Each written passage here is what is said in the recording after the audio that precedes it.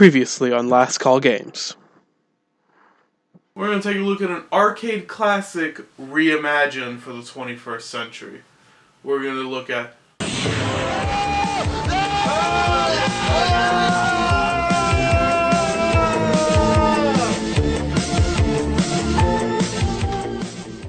And now, the conclusion.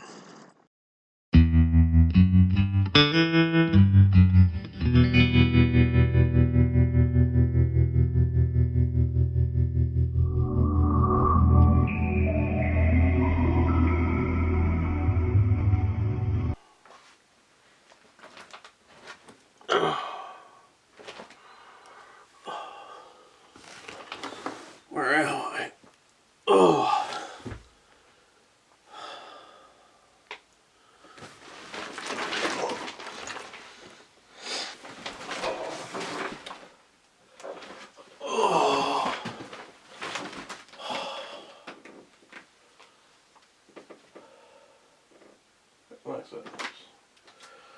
There.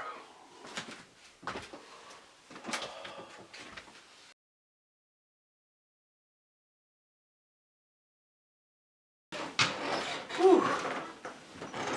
It's good to be back home. Last time I wear this for a video. Eesh.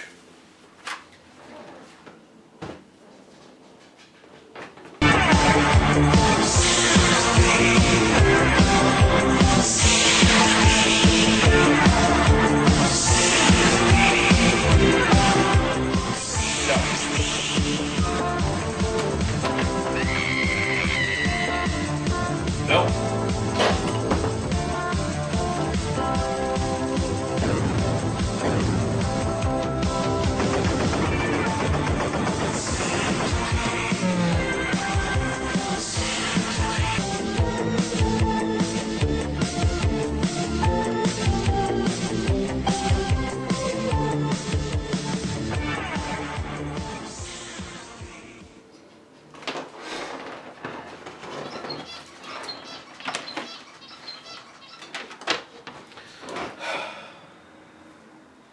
I'll give it a chance.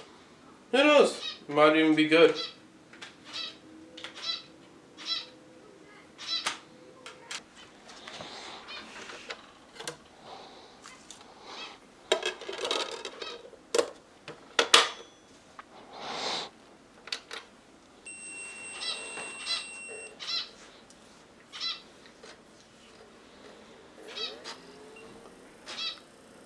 Centipede is a difficult game to review. It's not that it's necessarily a hard game, but there is a nice big difficulty spike at the end of level 2. That is just plain boring, really. It's not... I mean, when you review a game like, say, Bubsy 3D, which I haven't done, or Roadsters, which I did, there's so many interesting things to talk about. The graphics are terrible. The controls are terrible. When I hit a cow, it explodes. I can hit a cow. Or when I review a great game like Marvel vs. Capcom 2 or Shenmue or, you know, something like that, I can talk about how great it is because it's great. Centipede falls squarely in the middle of those two extremes. It's just there. Doesn't do anything exemplary or interesting at all. It just exists. It's really average, kind of boring. That's something you're going to hear relatively often because I had difficulties playing enough to get footage to get and to properly review this game. Just because I just couldn't bring myself to do that much more. Centipede is just meh. Everything about it is okay at best. The graphics are okay, they're not horribly detailed, but there is a lot of stuff on screen with little to no slowdown. Unfortunately, since everything changes color so often, It's often hard to tell which thing is something you need to shoot at and which objects on the screen are the Wii people that you're supposed to save, and you get docked points for shooting. The music is incredibly bland. And it might have actually been stock royalty-free music for all I know. And there are sound effects that really just sound like enhanced versions of the one from the original game. The original arcade game. And they just don't really sound that interesting. There's only 2 modes in the game. Adventure mode and classic mode. Each supports 2 players. Classic mode is really just a port of the original arcade game to the Dreamcast, and you can find that on the Atari Anniversary Edition with a bunch of other Atari arcade games, and I'm pretty sure you can actually just use it on MAME if you really want to. The MAME for DC that does exist, I've seen. But as an aside, I do think that the port of the original should be included with any game remake, just so new players can realize what made the original game so good. And an arcade or NES game will take up less than a megabyte on a disc, so it's even really good filler. But that's not the point here. The point is the main meat of the game. The adventure mode,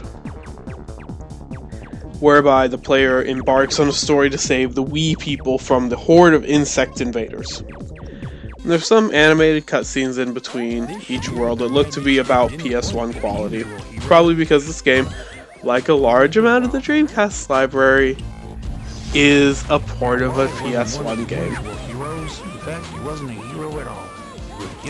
I haven't played the PS1 game, so I don't know if it's much better, but whatever. The biggest problem with this mode, and since it's the majority of the game, the whole game itself, is its repetitiveness. Each world has 5 or 6 missions, and each mission is about 10 or so stages where you have to shoot a bunch of enemies. It can easily take an hour to finish a world. And that would be fine if the gameplay brought something new or innovative to the experience each few missions or so. But it doesn't. The gameplay isn't necessarily flawed, at least not once you set the analog stick to rotate, or to strafe instead of rotate the camera, which for some reason is the default. But it's just repetitive. You move, you shoot. You move, you shoot. You shoot enough things, then you get to go to the next. You get to move over to the next fenced off area, and then move and shoot again. Every now and then they want you to kind of jump, but the jumping really doesn't work that well. And you do the moving and the shooting process about 10 times, and then you get to go to a new mission through a load screen. Then you do that again for another 10 times or so. It's really repetitive. That probably makes it sound more interesting than it really is. And the game also brings back a frustrating limitation from the original game. In the original, you could only fire 1 shot on screen at a time. In the remake, you can fire only 1 shot on screen at a time, without any power-ups. I could accept it in the 1981 arcade unit because it had a lot of limitations and whatever. That's fair enough. But this is a Sega Dreamcast. It can handle more than 1 shot on screen at a time. If it can't, then there's a serious problem with how you program it. Again, this game is just average. On the whole, average. Mediocre. Pedestrian. Kinda boring. I highly doubt that I'll put it back in my Dreamcast when there's games like Sonic Adventure or NHL 2K2 or Shenmue, which has more replay value than this. And Marvel vs. Capcom 2. Centipede is just exceptionally mundane and bland. That's why Centipede gets a 6 out of 10. And that score is bolstered by the addition of the original on the game, on the disc. Even though I've never been a massive fan of the original, that helps it get up to a slightly above average. Because that's what the game is. Barely above average.